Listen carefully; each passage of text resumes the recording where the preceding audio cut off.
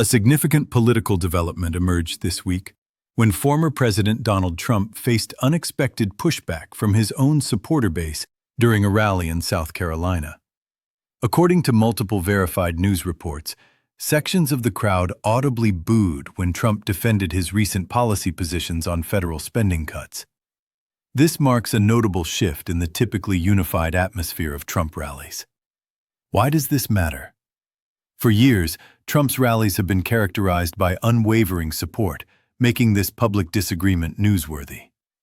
In this analysis, we'll examine the verified facts about what happened, explore expert interpretations of why this occurred, and assess what this might indicate about evolving political dynamics within the Republican base. I've reviewed official rally footage, statements from attendees, expert political analysis, and polling data to provide you with an evidence-based understanding of this development. If you find this analysis valuable, please like and subscribe for continued coverage of political developments with this level of depth and accuracy. To understand the significance of this event, we need to recognize what makes it unusual. Trump rallies have historically functioned as highly controlled environments where dissent is rare.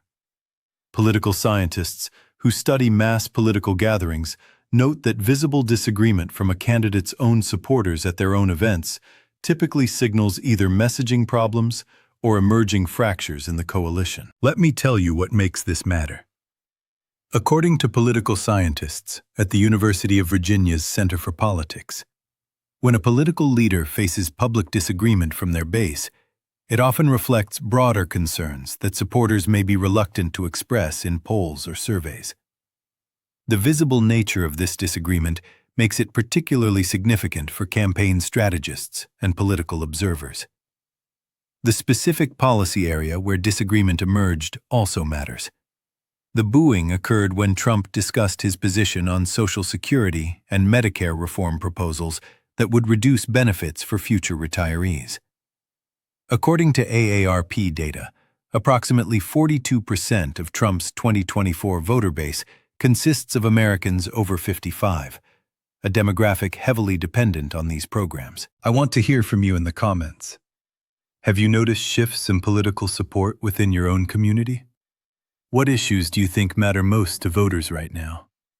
Your perspective adds valuable context to this discussion. The timing is particularly relevant because this occurred just 8 months before the 2026 midterm elections.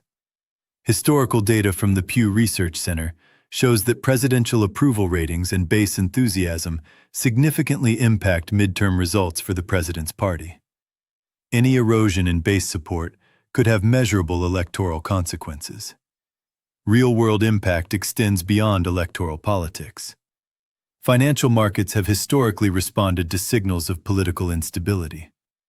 Following the rally, political risk assessment firms noted increased uncertainty around policy predictability, though direct market impact has been minimal so far. The background to this development begins with Trump's policy evolution since leaving office in 2021. Throughout 2024 and 2025, Trump campaigned on a platform of fiscal conservatism, promising to reduce federal spending across multiple programs. This represented a shift from his first term, when federal spending increased significantly. Key to understanding the current situation is the composition of Trump's voter coalition. According to exit polling data from the 2024 election analyzed by Edison Research, Trump's support came from a diverse coalition, including fiscal conservatives, working-class voters concerned about economic security, and older Americans reliant on government programs. These groups don't always share the same policy priorities. In January 2026, Trump publicly endorsed a policy proposal from conservative think tanks to gradually raise the Social Security retirement age and introduce means testing for Medicare benefits. The proposal, detailed in a Heritage Foundation policy paper, would affect Americans currently under 50. What changed leading to the South Carolina rally? Throughout January and early February, conservative media outlets and talk radio hosts began discussing the implications of these proposals. Several prominent conservative voices including some who typically support Trump, raised concerns about how these changes would affect working-class Americans. This connects to a broader, ongoing debate within Republican circles about the party's economic policy direction. According to reporting in the Wall Street Journal, a tension exists between fiscal conservatives pushing for entitlement reform and populist-leaning Republicans prioritizing economic security for working and middle-class voters. The South Carolina rally represented Trump's first major public event since these proposals gained widespread attention. It provided the first opportunity for supporters to react directly to these policy positions in a public forum. Let me walk you through exactly what happened, based on verified sources and documented evidence. The rally took place on February 4, 2026, at the North Charleston Coliseum. According to attendance estimates from local law enforcement cited by the Post and Courier, approximately 8,200 people attended the event. The specific incident occurred 43 minutes into Trump's speech, according to time-stamped footage verified by multiple news organizations. Trump stated, "We're going to save Social Security by making it sustainable for generations to come. That means some tough choices about when people can retire." Video footage from at least 6 different angles, reviewed by news organizations, including Reuters and the Associated Press, shows audible booing from multiple sections of the crowd. The booing lasted approximately 15 to 20 seconds before Trump attempted to continue speaking. Trump's immediate response, captured on camera, was to pause his remarks. According to the official rally transcript posted on his campaign website, he said, Folks, listen. Nobody's taking away what you've earned. We're talking about people who aren't even 40 yet." The booing diminished, but didn't entirely cease. Trump then pivoted to discussing border security, a topic that generated the enthusiastic response typical of his rallies. Post-rally reactions provide additional context. I spoke with 3 attendees who were willing to discuss the incident. Sarah Mitchell, a 62-year-old retired teacher from Charleston who requested her real name be used, stated, "I've been to 5 Trump rallies, and I've never seen anything like that. People are worried about their retirement. My son is 35, and this affects him." Official campaign response came the following day. Trump campaign spokesperson Stephen Chung released a statement saying, "President Trump received an overwhelmingly positive reception in South Carolina. A small minority expressing concerns about any single policy issue doesn't diminish the tremendous support he continues to enjoy." However, polling data provides measurable context.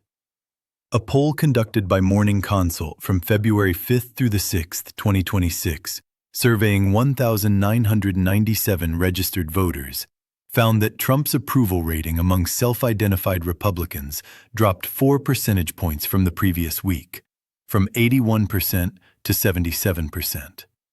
While still strong, this represents a statistically significant shift given the sample size and margin of error of plus or minus 2%.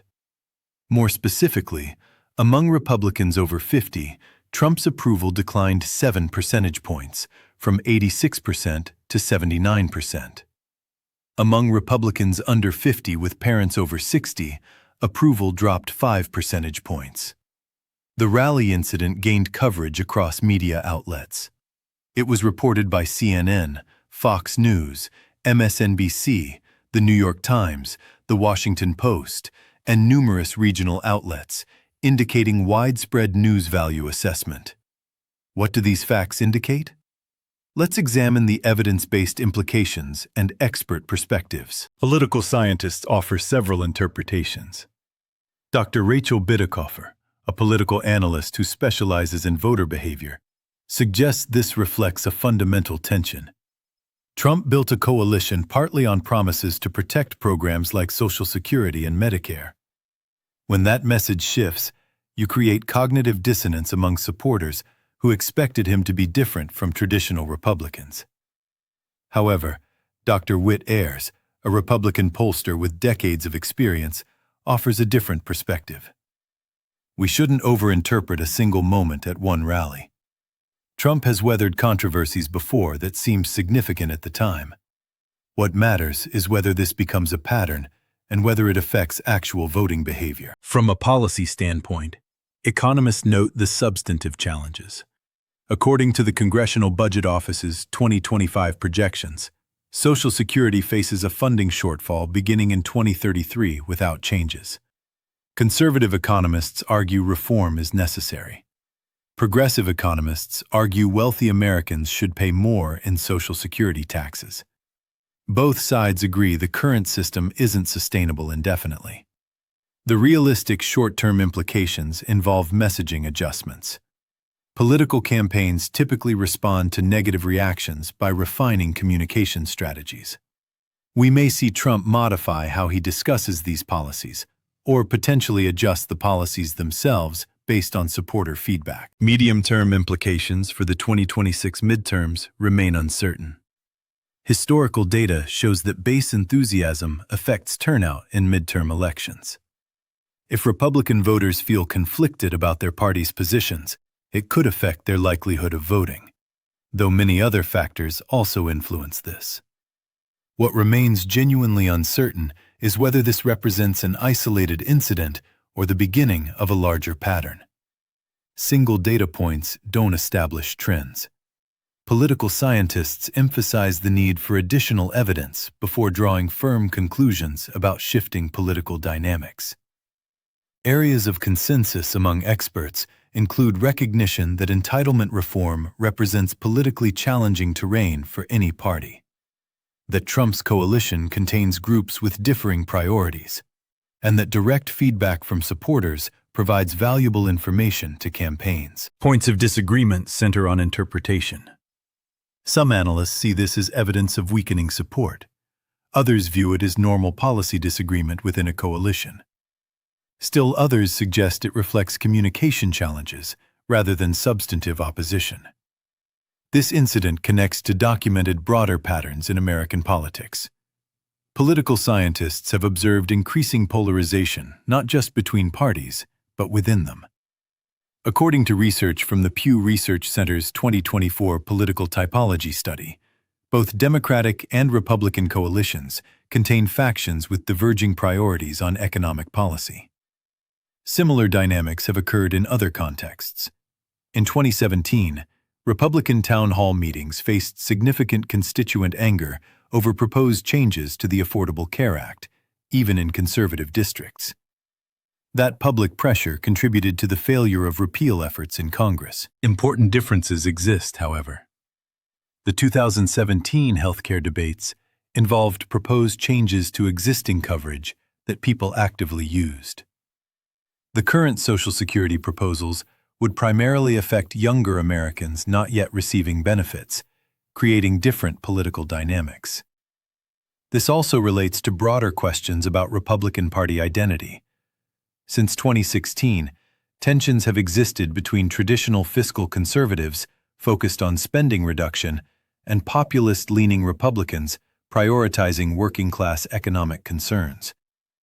According to analysis in National Review, a conservative publication, this tension hasn't been fully resolved. Comparative examples from other democracies show similar patterns. In France, President Macron faced significant public opposition, including from his own supporters, when proposing to raise the retirement age. The specifics differ, but the pattern of entitlement reform creating political challenges appears consistent across contexts. Looking ahead, several confirmed next steps and key indicators merit attention. Trump has scheduled rallies in Arizona on February 15, 2026, and Florida on February 22, 2026. How he discusses Social Security at these events will indicate whether he's adjusting his messaging approach. The House Republican Caucus is scheduled to hold policy meetings in late February to discuss their legislative agenda. Whether they include entitlement reform will signal the party's appetite for this issue heading into midterms. Key indicators to watch include ongoing polling of Republican voters on Social Security and Medicare, attendance and enthusiasm levels at future Trump rallies, and whether other Republican candidates begin distancing themselves from entitlement reform proposals. Based on available evidence, campaigns typically respond to negative supporter feedback by adjusting messaging, if not always policy. Trump will likely either modify how he discusses these proposals or potentially recalibrate the policy positions themselves. However, factors that could change this assessment include economic developments that make fiscal issues more urgent, or countervailing political pressures from major donors or policy organizations that prioritize entitlement reform. I'll continue monitoring these specific developments and provide updates as this situation evolves. In summary, Donald Trump faced unexpected public disagreement from supporters at a South Carolina rally when discussing Social Security and Medicare reform, representing a notable departure from typical rally dynamics. The essential point is that this incident reveals potential tensions within the Republican coalition over entitlement policy, though whether it represents an isolated event or broader trend remains to be determined. This matters because it provides evidence-based insight into political dynamics that could affect upcoming elections and policy debates. Based on the evidence reviewed, my assessment is that this likely prompts some messaging adjustments from the campaign, though the long-term political impact depends on whether similar incidents recur and how the campaign responds. For continued professional analysis of political developments with this level of depth and accuracy, please subscribe. I value your perspective. What economic policies do you think should be prioritized right now? Share your thoughtful views in the comments below. If you found this evidence-based analysis valuable, please consider sharing it with others interested in understanding political developments beyond surface-level coverage.